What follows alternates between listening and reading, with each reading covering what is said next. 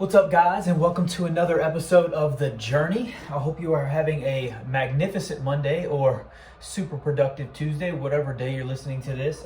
It's Sunday morning for me, and I'm super excited to get into today's topic. I want to discuss starting a business and whether you should or should not. So, should you start a business or not? This has definitely been something that I wish was shared with me when I first started.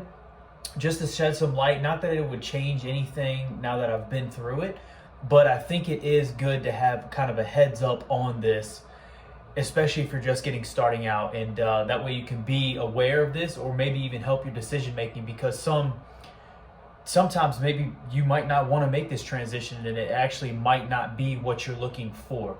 So I want to give full transparency on what actually is entailed when you go into business, okay? So let's get started. I get asked this a lot, especially these are the kind of conversations I like to have. Business, getting started, and a lot of people that I talk to are just getting going. And it's a big question of whether to dive in or to kind of keep doing what they're doing in their job or their current position. And I always, it's the same exact answer, and I've been able to articulate it a lot better now that I've done it a dozen times. But this exact thing happened in my journey, and it's going to be true. It's kind of an evergreen thing to where it is in every single business. And what that is that most people start out in business because they want, the natural journey is you find something you enjoy. You naturally get pretty good at it because you enjoy doing that thing, so you spend a lot of your time doing that thing. And naturally, you get better with experience. And what happens is you get so good at it that you generally are able to start teaching others. And if there's ever that, whether it be intentional or non-intentional, that transition between somebody reaching out to you and asking you to do that whatever it is, that service for them, and if there's ever a transaction, that's where that idea starts to set root. That's where the seed is planted on, hey, maybe I can make a business out of this and do this for myself. And then all the other, potential opportunities come flooding in as far as the freedom, I get to be my own boss, all the things that you want to have a business for. And I worry because that clouds a lot of judgment. It's a very shiny thing, the allure of complete freedom and doing whatever you want and not having to answer to everybody. That while that is great, there are a lot of things that kind of overshadows and covers up when going into business, okay? Because it is not all sunshine and rainbows, and you do not have complete autonomy until you create it, but you have to learn how to create it. So going back to that step by step. So now somebody's reached out to you and hey, I see that you're doing good in this thing. Can you teach me how to do it? Can you show me how to do it? Can you do it for me?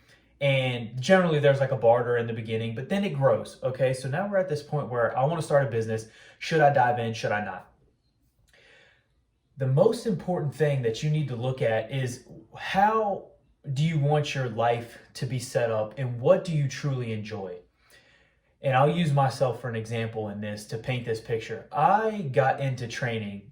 We know that I started out personal training. I started to get really good at it. Other people started to ask me how to learn how to train. Then I found CrossFit, and it kind of was a snowball. It was a gradual progression into it, all the way to the point where I'm like, hey, I think I can make a business out of it. Let me dive in. But understanding that whole snowball up to the point where I decided to start the business was built around the idea that I'm going to be a coach. I want to start a coaching business. I want to start a CrossFit gym because I want to coach. I want to be the guy that everyone comes to learn how to work out, okay? Their fitness and nutrition needs. That's what I wanted. And everything was good for the first year or two. But what happens is that you will reach a point, no matter what, and this is inevitable, and it's really the deciding factor on, do you want to make this a business, or did you really just buy yourself a job? Okay, so for me, let's say I'm about 2 years in, I'm coaching, everything is still going good, and I'm wearing all the hats in the business. But there was a point that I realized that there are so many other things, the sales, the marketing, bringing people in, keeping people at the gym, learning how to run the taxes, learning how to run the financials and payroll and all these things that, while seem minor and kind of supplemental to me coaching, while, I would go coach and then I would spend the rest of the day doing these things, you reach a point in the business to where the business aspect takes up more time than the coaching. And that is where the scale tips and where you need to decide and be prepared to decide whether this is this going to be what I really want to do? Do I want to go into business and actually grow a business? Or do I want to continue doing the thing that I'm doing? Do I want to continue coaching and be a coach who just owns a gym? And it's a very big difference, because if you want to decide to continue to just coach, while that may be great, it will never grow and you will never give the gym or the business the amount of attention it deserves, and it needs to grow. You will not be able to nurture it the amount that it needs to grow into anything substantial other than to support yourself. And if you got into business to just support yourself and kind of be your own boss and do your thing, then I'm here to tell you that 100% you can do that. If you do not desire to have staff, have a team, and grow a business outside of just providing your means, then you can most certainly do it. But if your desire is to kind of step out and have somebody else provide a service for you so that you can have freedom and time to devote into other things, other hobbies that you might enjoy, then that is not the path, because that will be 100% over a full-time job, because you will do a full-time job providing the service, and then you would need to go home and spend your weekends, your nights, your mornings working on the business. Okay. And so while that is doable, you need to understand that's the world that you live in, where it's that the constant grind, the overwhelming amount of work, because a business takes more than one person to run. And if you're not willing to expand into a team, then you will always be the one required to do those tasks. And so do you see what I'm saying? You stick yourself in a hamster wheel where it is possible, but you will forever be working on overload, because you have to do a normal job, which would be providing the service, which is what you would do at a typical position at another, company. But then you also have to do the job of the company. Okay, do you see what I'm saying? In my instance, if I was a personal trainer, I can go work at a gym and be a personal trainer and provide the service and make the living. And then the gym would then do all the other business stuff that I wouldn't have to worry about. When you go work by yourself, yes, you fired your boss, but you hired yourself to be the boss to run all of the business stuff. So you cannot forget to run all the business stuff, or the business will die and you will then be forced out of business. So you really do two jobs in one. And again, it's doable. And I'm not here to say that it's not. It is doable, but you need to understand that will always be an overwhelming amount of work. The only way to get out of that is to hire people. And so you have to make this pivotal leap. And once you do that, then you are now committing to business and learning business. And this is what I mean. The second you decide to get out and hire someone to be the other, so the first hire should always be another service provider, I believe, because then you can start to replicate whatever your service is, and that would free up your time to work on the business. So now you have two people working on the service, and that gives you, so now say 75% them is on the service, you put in 25%, and then you could spend your other 75% of attention working on the business, which makes it a lot more calm and relaxed.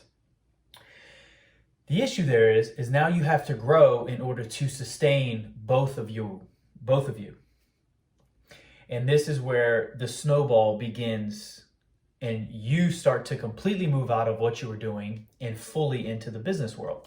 So once you now have to sustain two people, there's a good chance that the amount of volume rolling into the business is not sustainable, in the sense that it's just not happening.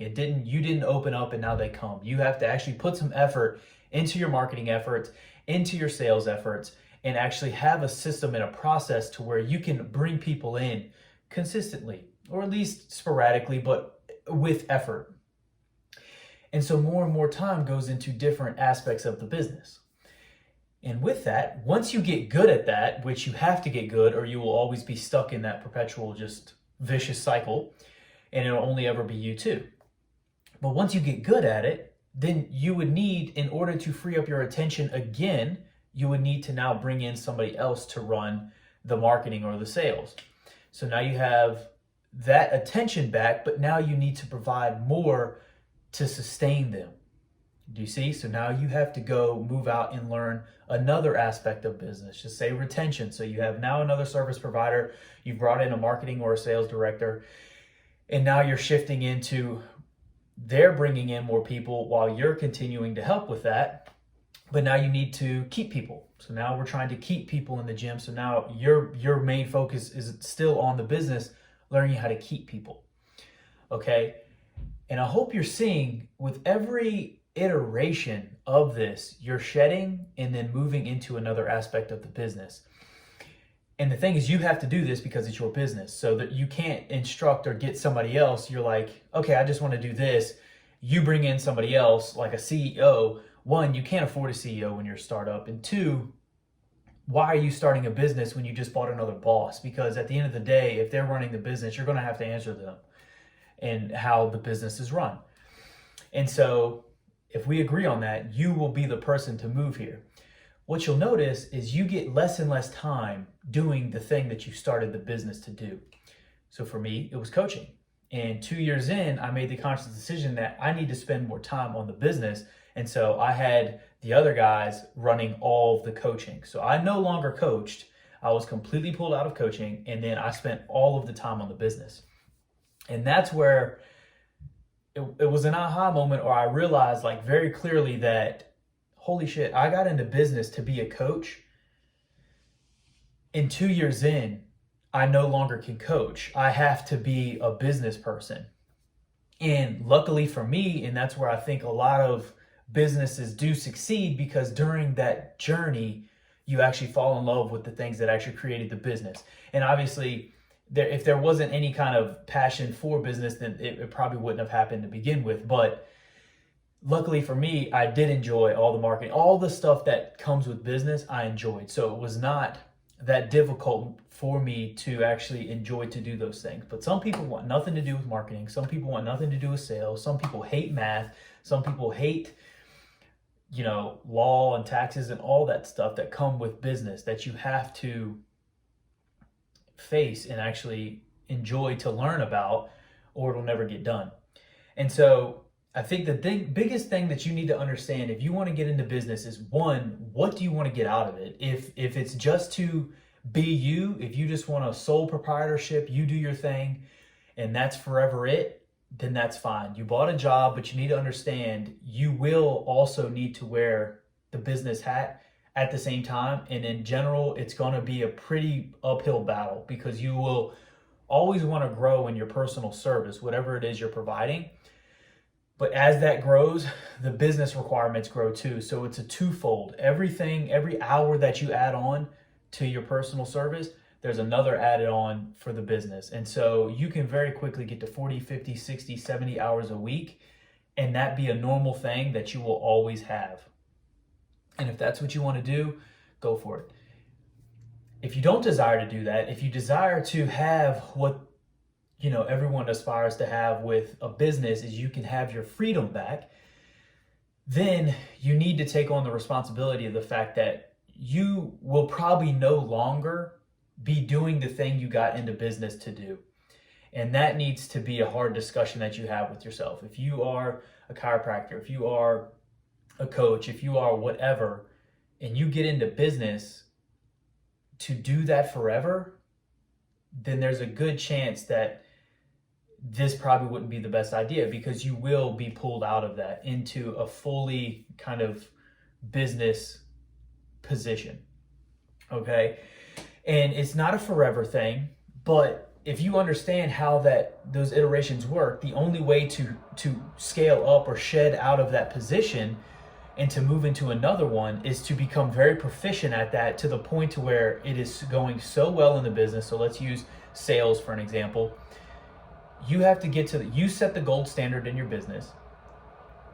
Then you have to train someone else to meet that standard. So you have to understand and master a skill so well that not only can you do it, but you can dissect it and then teach it to somebody else in simple terms to where you can elevate them up to the point where you were. So it's not like a one toe in. You have to dive in, understand that subject, and then teach it to somebody else. Once you do that, you like kind of sort of level up, or you check out of that position and move into another one. Now let's do the marketing, or now let's do, retention, or now let's do operations.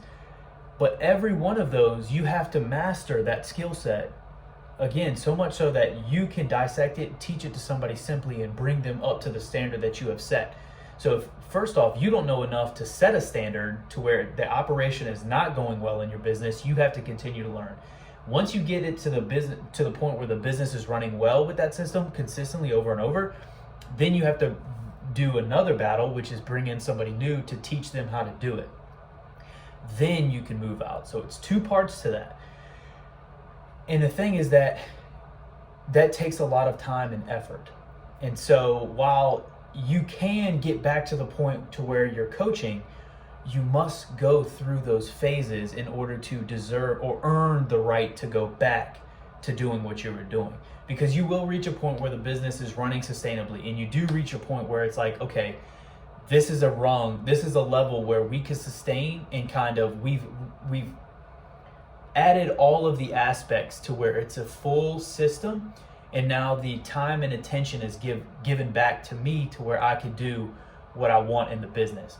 For me, I want to continue to grow the business, but if for you wanted to go back to coaching or chiropractic, that could be an option, because now the business is running, but you set that up as you went along. So I'm hoping this kind of helps paint a picture of whether or not, like, this is truly what goes into running the business. And this is stuff that was never even discussed. In the beginning, when you're starting business, it's business plans, it's how do you plan to make your money and all that stuff. But like, you don't know what you don't know. And this is the stuff that I did not know, that any mentor that I talked to at the time did not even shed a remote light on. And so, but I think it's extremely important, because if you don't understand what you're getting into, you will face this. I guarantee you will face this. And at that time, if you do not want to make that leap, but you do not want to stay a sole proprietor, this is where I think a lot of the businesses die, because they're not willing to bridge that gap or make that leap into that and commit to business fully. And so they stay in this weird death valley where it's a sole proprietorship, but you want your freedom back, and you're just in burnout. 4 or 5 years down the road, like if you're stuck in this constant 50, 60, 70 hours a week cycle, you will get burned out. It doesn't matter how much juice you have, 3, 4, 5 years, whatever. It's just a matter of time, because it's an uphill battle, and eventually you'll throw your hands up. And I think truly that is where a lot of businesses die. It's not whether a person can give a good service or not, because that's how they started. It's whether you're willing to make that transition into a business person or continue to do the thing that you were doing. And if you're not willing to do that, then I highly recommend just stay in a job, because you'll get all the benefits of doing the thing that you love to do, but you won't have to worry about encountering all that other stuff. If you have no desire to do that, then it's probably best you don't start the business. But if you do desire to continue learning and learning much different things than what you're probably doing right now, then business will probably be good, and you'll probably thrive on that learning experience and going through always something different. It's always new. There's always a new problem. And if at that point that's what you enjoy, then I highly recommend starting a business. So if you want to chat, just leave me a comment, or message me on Instagram, whatever you want to do. But I'm hoping that helps shed some light and clarity, because every conversation I've had, that was kind of an aha moment when I'm talking to people. And for me, that was something I really wish was brought up to me before. Not that it would change anything, but it certainly would have prepared me to kind of speed up that transition of going from a coach to going to a full-time business person. Okay? So I hope that helped. If you enjoyed this, please subscribe, thumbs up, leave a comment, and I'll talk to y'all soon. Later.